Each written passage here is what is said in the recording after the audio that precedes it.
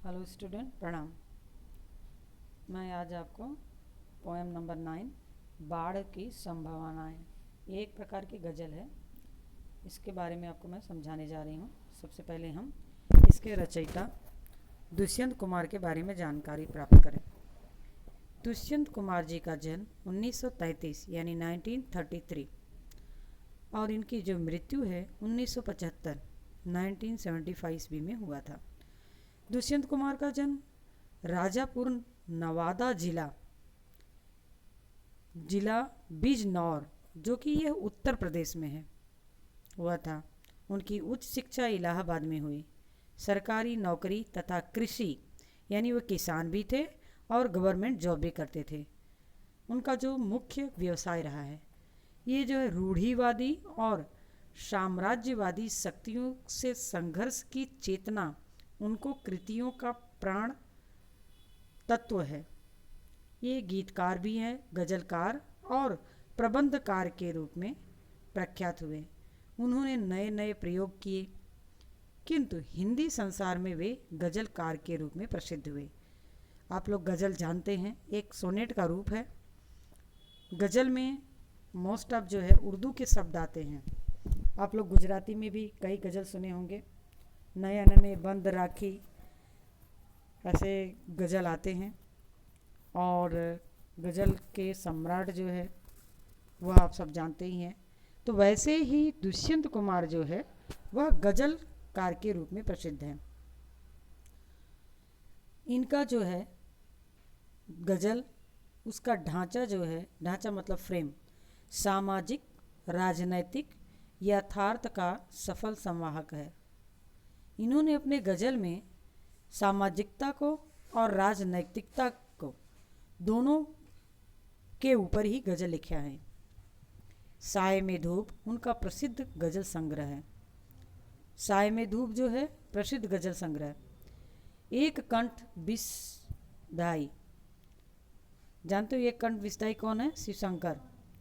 जलते हुए वन का वसन, सूर्य का स्वागत, उनकी अन्य प्रसिद्ध कृतियाँ हैं। छोटे छोटे सवाल तथा आंगन में एक वृक्ष, उनका जो उपन्यास है, नोवेल है, वह प्रसिद्ध है।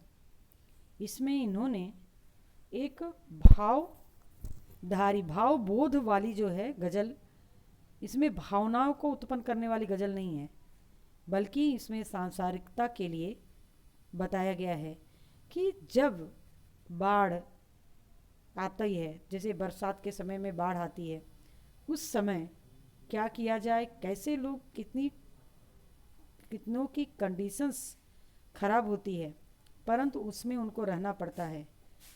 ऐसे परिस्थितियों में उनको क्या करना चाहिए, इस गज़ल में उन्होंने बताया है। बाढ़ की संभावनाएं, बाढ़ की संभावनाएं सामने हैं और नदियों के किनारे घर बने हैं। चीड़ बन में आधियों की बात मत कर, चीड़ बन में आधियों की बात मत कर, इन दरख्तों के बहुत नाजुक तने हैं। इस तरह टूटे हुए चेहरे नहीं हैं जिस तरह टूटे हुए आईने हैं। आपके कालीन देखेंगे किसी दिन, इस समय तो पाँव कीचड़ में सने हैं। जिस तरह चाहो बजाओ इन सभा में, हम नहीं हैं आदमी, हम झुनझुने हैं। अब तड़पती सी गज़ल कोई सुनाए, हम सफ़र ऊँघे हुए हैं, अनमने हैं। दरख्त मतलब होता है पेड़। कालीन मतलब बड़ा गलीचा, जैसे अभी ठंडी का सीज़न है तो इसमें हम लोग ने अपने फर्श पर कालीन बिछाया, गलीचा बिन रहा है। चीड़ पर्वतीय प्रदेश में जो हिल एरिया है, उसमें एक ऊंचा सा पेड़ होता है जिसमें लीसा नामक गोंद का पदार्थ मिलता है। लीसे से टर्पेटाइन तेल बनता है। उस लीसे से जो चीड़ का पेड़ है उससे टर्पेटाइन तेल बनता है, उसके गोंद से। आईना मतलब दर्पण, मिरर। झुनझुना एक खिलौना है छोटा सा, जो छोटे छोटे बच्चों को खेलने के लिए दिया जाता है, वो बचता है। नाजुक मतलब मुलायम, कोमल। तना मतलब पेड़ के ज़मीन, जिसे हम रूट कहते हैं। तड़पती सी मतलब बेचैन करने वाली। हम सफ़र साथ में सफ़र करने वाला सहयात्री, और अनमना मतलब उदास। बाढ़ की संभावनाएं सामने हैं। कभी कहते हैं कि बाढ़ आ रही है, बरसात का सीजन है, नदियों में बाढ़ आए हैं, और नदी के किनारे किनारे जो घर बसे हैं उन घर वाले बहुत से डर गए हैं। बाढ़ की संभावनाएं सामने हैं और नदियों के किनारे घर घर बने हैं। चीड़ वन में आधियों की बात मत कर, इन दरख्तों के बहुत नाजुक तने हैं।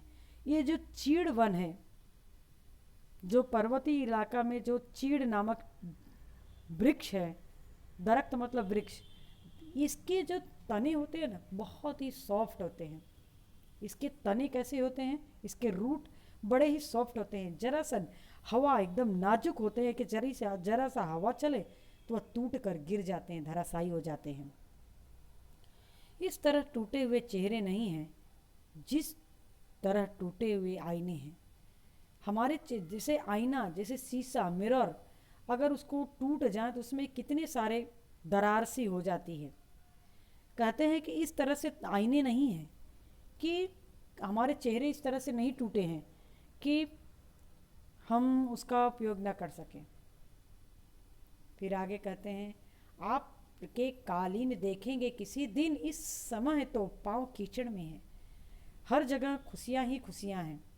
जो नदी के किनारे घर नहीं है, नदियों से दूर घर है, वहाँ तो बाढ़ का कोई प्रभाव नहीं देखने को मिलेगा। कहते हैं कि आपके कालीन हम कभी आएंगे देखने, परंतु अभी तो हम बाढ़ के दलदल में, बाढ़ के कीचड़ के में हमारे पैर जो हैं पड़े हैं। हमें डर सा लगा हुआ है कब बाढ़ ज़्यादा आ जाए और हमारे घर टूट कर गिर जाएं, धराशायी हो जाएं। जिस तरह चाहो बजाओ इस सभा में, हम नहीं हैं आदमी, हम झुंझुने हैं। कहते हैं जिस तरह से बच्चे रोते हैं उसको चुप कराने के लिए, उसको बहलाने के लिए हम झुंझुने नामक खिलौने का उपयोग करते हैं। कहते हैं कि हमारा घर एकदम नदी के किनारे है, जिस तरह चाहो आप बजा लो हमें, क्योंकि इस समय हम परेशानी में फंसे हुए हैं। अब तड़पती सी गजल कोई सुनाए, हम सफ़र ऊँघे हुए। ऊँघे मतलब आधा सोया आधा जागा, ऐसे बोलते हैं। ओ लेजिनेस और अनमने हैं। बोलते मैं कभी कहते हैं कि मैं अपनी गज़ल किसे सुनाऊं।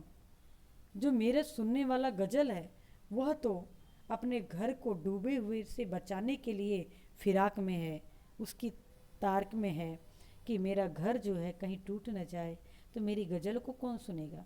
यानी कि संसार में जो भी व्यक्ति है वह हर जगह कोई न कोई मुसीबत में फंसा हुआ है, तो मेरे गज़ल को, मेरे मतलब सुख को, दूसरे के सुख को, दूसरे की खुशियों को बांटने के लिए वो कैसे तत्पर हो सकता है। यहाँ पे दुष्यंत कुमार ने बहुत अच्छी बात कही है। तो हम जैसे हैं हमें वैसा ही स्वीकार होना है और उस स्वीकार में हमें आगे बढ़ते रहना है। इस काव्य के माध्यम से हम यही समझ सकते हैं कि ज़रूरी नहीं है कि हर व्यक्ति हर जगह अपना समय दे सके। वह अपने उसके काम होते हैं, अपने बावजूद होते हैं, तो हमें नाराज़ नहीं होना चाहिए। यहाँ तक कि यहाँ कविता समाप्त होती है। अस्तु, प्रणाम।